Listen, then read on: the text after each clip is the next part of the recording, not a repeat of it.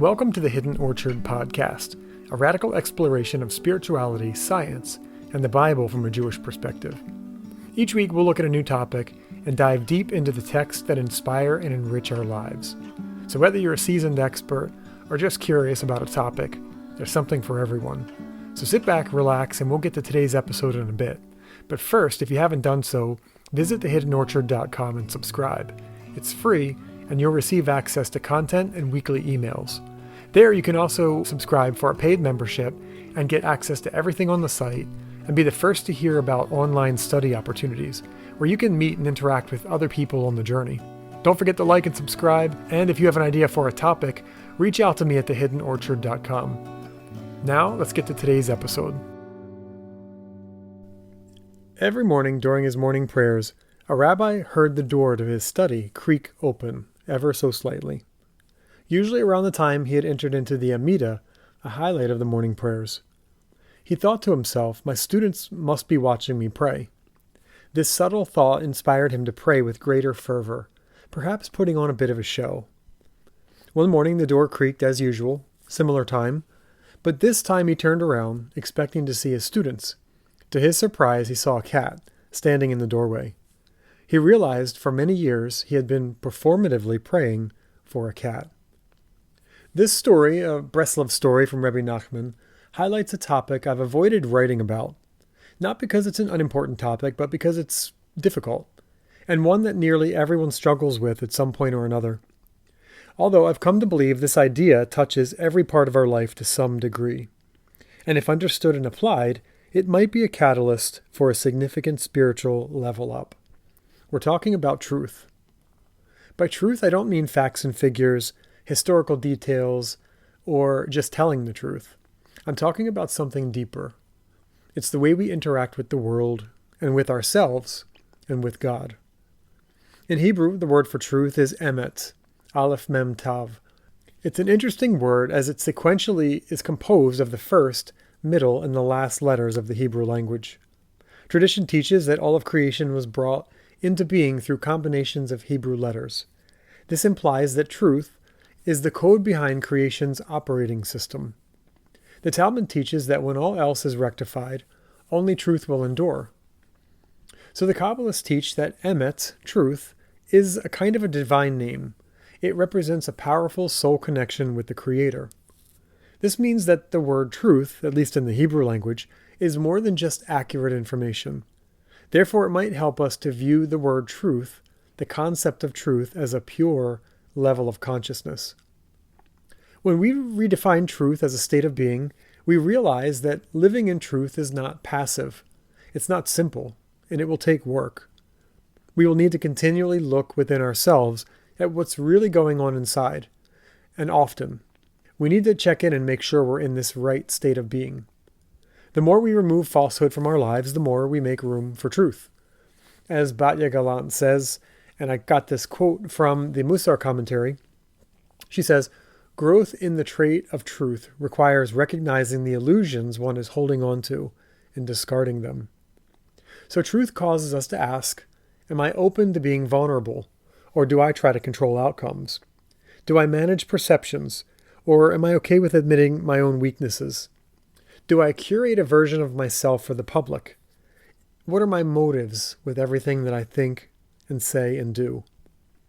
If we pay close attention, we may find that even our best intentions can actually be mixed with some degree of self-deception. But don't be disheartened. Since ancient times, it seems humanity has struggled with this, and even before. The ancient Midrash tells us that when God decided to create humanity, some groups of angels objected. We're told that truth spoke up and said, do not create them, for they are full of lies. The angels weren't entirely wrong, but God created us anyway. Rabbinic tradition tells us that our world is also known as the world of lies, Olam HaSheker. And modern psychology attests that our ego, also known as the Yetzer Hara in Jewish tradition, has developed a highly tuned defense mechanism. Many, in fact, such as denial, projection, rationalization, all of which aim to protect us from pain. In other words, we wear masks, we hide, and we might not even be aware that we're doing it. The essence of our problem is that, because of these, many people think they already live in truth. This deception can creep into every facet of our lives, which is why I started off at the beginning saying this is a very important part of our spiritual development. We can perform religious practices performatively. We can study for the wrong reasons. We can pray without sincerity. We can do good deeds for praise and ego, and on and on. As God does not make mistakes, we can also trust that there is an important purpose behind this perceived flaw in our system. The danger is that these hidden mechanisms, if unrectified, can prevent us from truly seeing ourselves clearly. They can stunt our spiritual growth and block true connections with others and the Creator. They can stifle us from doing the real work our souls came into this life to do. Imagine going to the doctor's office and not accepting that you need to be there in the first place. Your wounds are apparent to the doctor, and probably everyone in the waiting room, but you, in desperate need of medical attention, refuse to admit the problem. The soul works the same way. We cannot heal what we cannot face. So without honest acceptance of what we need to work on, we remain where we started. Thus, the study of Musar and soul rectification practices and the deepest insights of the tradition, without thorough self-examination, become mere academic endeavors. So here's where we can begin. Some steps to liberation. First, by developing self-awareness, we can disengage from these patterns and find our soul's mission. Number 1, meditate on improvement areas. Take some time and think about the areas in your life that need improvement. Your personality, your character traits. Ask God to show you the blind spots that are not apparent to you. Then make a plan to work on them, one at a time. 2, do difficult things. Get out of your comfort zone. Say yes to something constructive that you normally wouldn't. Make yourself uncomfortable at times. Risk injuring the ego and embrace the experience. It's humbling. Whenever we feel embarrassed, frustrated, or anxious, stop and explore why that is.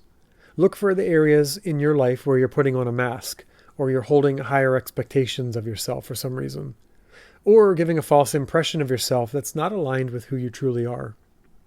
Before doing something, anything, explore your motivations. What is it that you expect from the actions or the words you put into the world? Pausing and taking a look at the way we interact with the world is very transformative.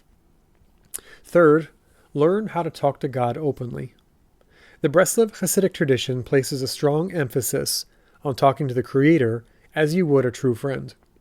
This can be very uncomfortable for some, almost irreverent, but in time it will be incredibly freeing.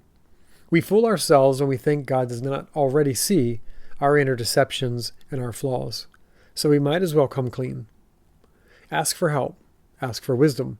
Spend a little time each day talking to God about the areas we want to rectify. Fourth, be grateful. The Breslov tradition also teaches that these moments of discomfort are an on-ramp to spiritual elevation. When we live in this state of mind, we see the opportunities to, as the Kabbalists say, raise the sparks, which is a gift from the Creator. We can only see these when we humble ourselves, when we slow down these hidden mechanisms and these processes that quickly want to get us out of discomfort. So learn how to say, yes, this is who I am right now, but I'm growing. Thank you, God, for letting me see where I need to grow. And be grateful.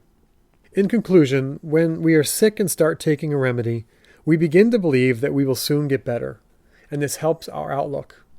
In a similar way, imagine the relief you'll feel once you've identified a few weaknesses, a few areas of opportunity, and have begun to address them. This is true liberation. And as a rabbi once said, know the truth, and the truth will set you free. That's it for today's episode. I hope you enjoyed this topic. Remember, you can find more information at thehiddenorchard.com. If you liked what you heard, please leave a review and share this podcast with your friends. We don't really engage in marketing, so it's word of mouth and references like that that really help spread the word. Also, I want to say thank you to those who subscribe to the site and those who support the Hidden Orchard Project financially. Without you, it wouldn't be possible, so thank you. Thanks to everyone for tuning in, and we'll see you next time.